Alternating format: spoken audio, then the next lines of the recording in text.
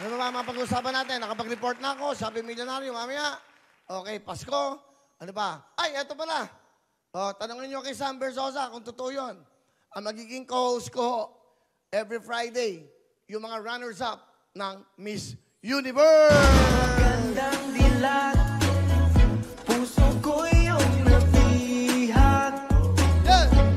Wala nang ninanais, bigay kang labis.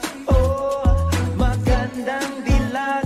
Alright, so yung apat na yan, I don't think na pwede ba si Billy Hackinson, Pauline, patingin, hindi ko gumanin.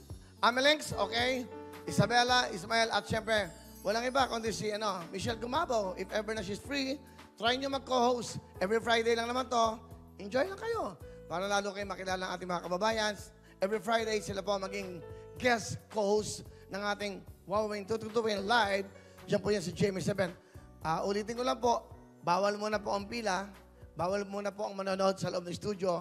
Kung pupunta ho kayo nang hindi kayo papapasukin, bawal po. May mga, of course, barangay dyan, may mga gwardiya. Sayang lang po yung panahon nyo, sayang lang po yung oras nyo. Mapapagod lang po kayo.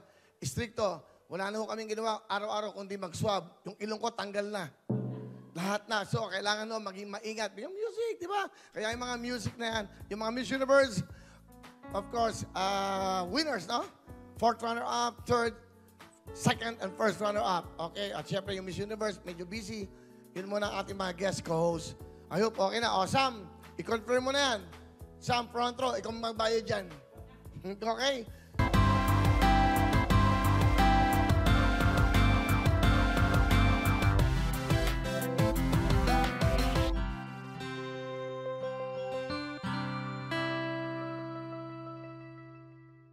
Hello everyone! Mga kapuso, I'm Donita Knows. Nagustuhan niyo ba ang video na to? Marami pang hinanda para sa inyong lahat. Kaya mag-subscribe lang sa official YouTube channel ng Wowowin. Don't forget to hit the bell button para lagi kayong updated.